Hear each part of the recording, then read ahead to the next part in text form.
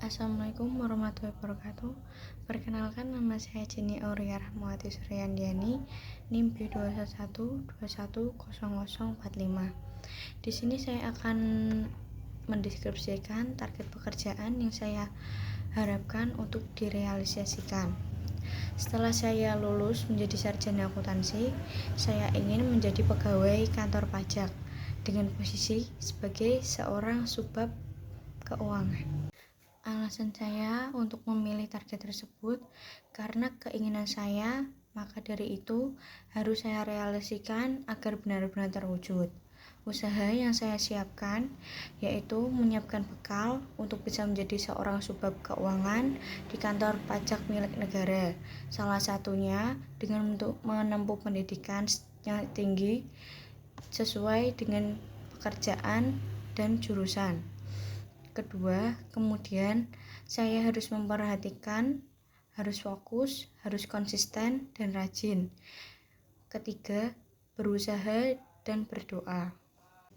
Pentingnya materi kewarganegaraan di tingkat pendidikan yaitu menjadi pribadi yang lebih paham akan hak dan kewajiban sebagai warga negara Indonesia, dan menjadi warga negara yang memiliki wawasan kewarganegaraan dan berpikir kritis dan bertoleransi tinggi kepada masyarakat. Bangsa Indonesia mempunyai kebudayaan yang mempunyai dua sifat, material dan imaterial. Untuk kebudayaan material yaitu bangunan yang secara eksplisit dibuat untuk memperingati seseorang atau peristiwa yang telah direlevan bagi suatu bentuk kelompok. Tetapi untuk zaman yang tidak banyak seorang yang minat datang untuk mengunjungi monumen tersebut. Kemudian untuk kebudayaan imaterial yaitu pedusan dari Jawa. Tradisi ini memiliki makna menyucikan diri serta membersihkan jiwa dan raga dalam menyambut datangnya bulan Ramadan. Untuk eksistensi kebudayaan tradisi, padusan ini masih begitu eksis karena tradisi ini digelar setiap tahun pada saat akan memasuki bulan suci Ramadan. Upaya saya sebagai mahasiswa yaitu ikut melestarikan tradisi kepadusan, setidaknya ada rasa mendukung tradisi tersebut untuk selalu ada dan supaya tidak punah oleh budaya asing yang masuk di Indonesia.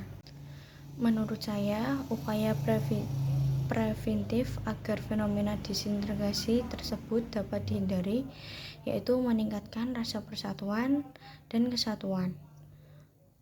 Menurut saya, upaya yang dapat dilakukan untuk mempertahankan dan meningkatkan fenomena integrasi tersebut yaitu menghormati perbedaan dan tidak bersifat rasis. Menyadari tiap masyarakat memiliki kebebasan untuk beragama dan beribadah. 3. Menjunjung tinggi rasa keadilan dalam masyarakat. Peraturan perundang-undangan Pasal 28 huruf H ayat 3 merupakan pedoman lahirnya Undang-Undang Nomor 24 Tahun 2011 tentang berhak memperoleh jaminan sosial. Pasal 20 huruf H ayat 3 yang berbunyi setiap orang berhak dan jaminan sosial yang memungkinkan pengembangan dirinya secara utuh bagi manusia yang bermanfaat. Kesimpulannya, hak atas jaminan sosial. Kedua, pasal 23 huruf D merupakan pedoman lahirnya Undang-Undang Nomor 28 Tahun 1999 tentang Bank Indonesia. Pasal 23 huruf D berbunyi negara memiliki suatu bank sentral yang disusun kedudukan, kewenangan, tanggung jawab dan independensinya diatur dengan undang-undang. Kesimpulannya bahwa negara memiliki bank sentral yang diatur Undang-Undang Dasar. 3. Pasal 27 ayat 1 merupakan pedoman lahirnya Undang-Undang Nomor 12 Tahun 2006 tentang Kewarganegaraan Republik Indonesia.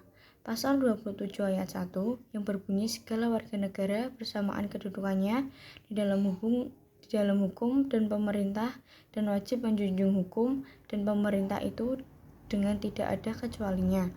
Kesimpulannya, persamaan kedudukan di dalam hukum.